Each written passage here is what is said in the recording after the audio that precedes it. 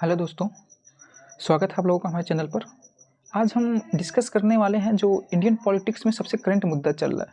Okay, कि मतलब जो अभी रिसेंट जो लोक विधानसभा के इलेक्शंस के रिजल्ट आए हैं महाराष्ट्र और झारखंड के, तो उस पे हम आज डिस्कस करने वाले हैं कि क्या रीजंस रहे हैं जो आज महाविकास अघाड़ी को इतनी बुरी तरीके से वहाँ पे हार का सामना करना पड़ा, और क्या ऐसी पॉलिसीज़ रही हैं महायुति की, बीजेपी लेड गठबंधन की, जिससे इतना फ़ायदा पहुँचा है वहाँ पे। तो आइए बिना देरी किए हम डिस्कस करते हैं, और इस पे हम ये भी बात करेंगे लास्ट में कि इसके बाद अब कांग्रेस का फ्यूचर क्या हो सकता है इंडियन पॉलिटिक्स में, कांग्रेस को क्या सुधार करना चाहिए।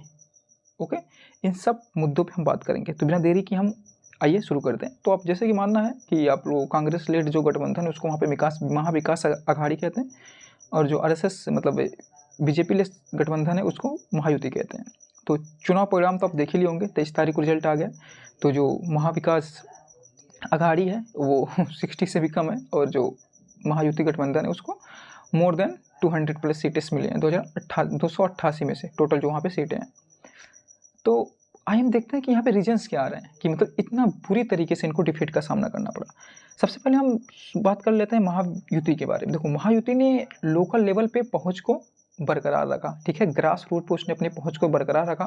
उसने वो वोमेन सेंट्रिक कुछ स्कीम्स बनाए जो वहाँ के लोगों को फ़ायदा पहुँचाया है, खासकर महिलाओं को।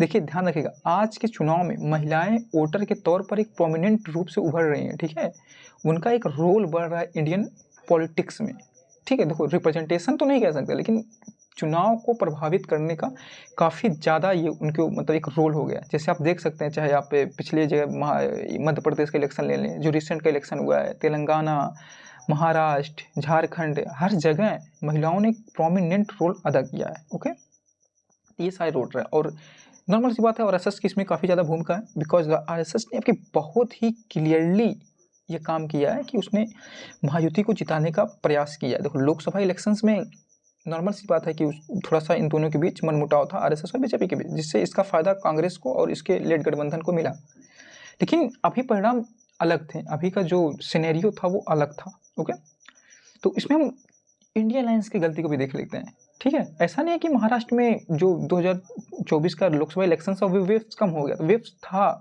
लेकिन उस वेव्स को बरकरार नहीं रखा जा सका। इन्होंने जो इंडिया लेड गठबंधन है उन्होंने उस माहौल को बरकरार नहीं रख पाए। महाराष्ट्र में अभी भी देखा जाए, देश में सबसे ज़्यादा जो फार्मर सुसाइड है महाराष्ट्र में होता है, करप्शंस है, लॉ एंड ऑर्डर का प्रॉब्लम्स है। इसके साथ ही और भी लाइक बहुत से ऐसे प्रोजेक्ट्स हैं जो वहाँ से छीन के गुजरात चले गए। अनएम्प्लॉयमेंट का प्रॉब्लम्स है, काफ़ी ज़्यादा प्रॉब्लम्स है महाराष्ट्र में। लेकिन फिर भी जो वहाँ पे विपक्ष था वो उन प्रॉब्लम्स को जनता तक नहीं ले जा पाया। जनता के बीच में जो ग्रास रूट है उन मुद्दों को वो ग्रास रूट पे नहीं ले जा पाए, ठीक है। तो इसके रीजंस क्या आ रहे हैं, और इसके बाद कांग्रेस का भविष्य क्या होगा, इस पर हम डिस्कस करते हैं।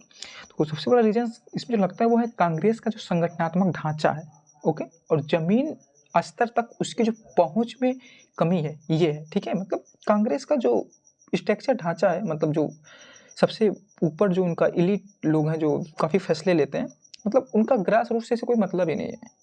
अरे, चुनाव हो रहा है तो नॉर्मल सी बात है कि आपको ग्रास रूट पे रह के काम करना चाहिए। आपका जो लोकल लीडर्स हैं, जो लोकल ऑर्गेनाइजेशंस है, वो काफ़ी एक्टिव होना चाहिए चुनाव के तौर पे, ताकि मुद्दों को वो जनता के बीच ले जाए। भाई, यहाँ पे सारे मुद्दों को ऊपर नीचे कौन करेगा? नॉर्मल सी बात है, आपके पॉलिसीज़ को वहाँ पे कौन पहुँचाएगा? आप जो स्कीम्स लॉन्च करेंगे चुनाव के बाद, आपकी क्या पॉलिसीज़ होगी, वो लोगों के बीच कौन पहुँचाएगा? नॉर्मल सी बात है, आपके जो लोकल लीडर्स हैं वो पहुँचाएँगे। लेकिन इसमें कांग्रेस का तो हाल बेहाल है। दूसरा है कांग्रेस का सोशल मीडिया पर ओवर डिपेंडेंस। ओके, मतलब कांग्रेस को ऐसा लगता है कि सारे चुनाव जो वो सोशल मीडिया से जीत जाएगी। इसमें कोई दो राय नहीं है कि सोशल मीडिया का रोल है, आज के चुनाव में प्रोमिनेंट रोल है।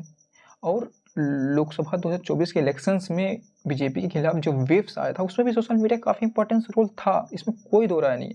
लेकिन अब वे वेव्स धीरे धीरे कम हो गए हैं। ओके, तो आपको अब उसी वेव्स पे बैठ के उसी वेव्स को फिर से यूज नहीं कर पाएंगे आगे के नेक्स्ट इलेक्शंस में।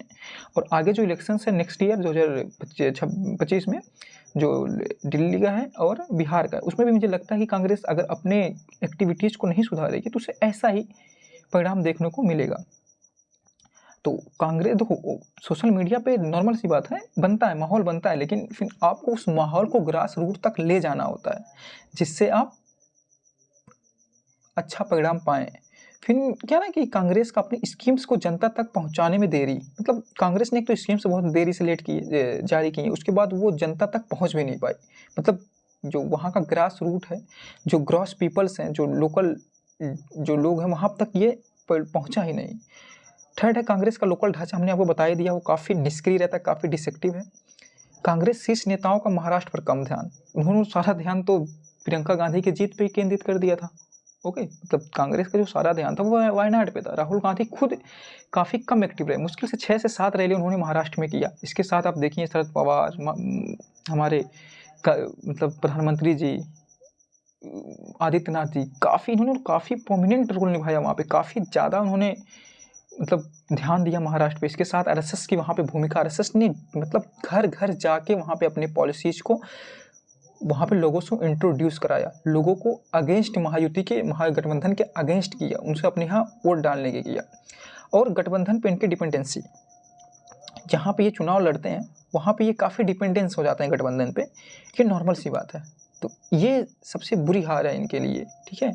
अब आगे इनको देखना होगा कि अगर आगे आपको चुनाव में बने रहना है, देश की राजनीति में बने रहना है, तो आपको अपने एक्टिविटीज़ को सुधारना होगा। ओके, आपका जो पॉलिसीज़ है, जो आपका स्ट्रक्चर है, उसमें चेंज करने होंगे। और सबसे बड़ी बात ना, कांग्रेस को एरोगेंस आ गया, अरे 99 सीट ला के ऐसे लगे से सरकार बना ली है वो, ठीक है। तो ये सारी चीज़ें काफ़ी ज़्यादा इस बार इफ़ेक्ट की हैं। तो अब कांग्रेस को समझना होगा कि वो आगे ऐसा क्या करे कि उसको इन सारी चीज़ों से निजात मिले।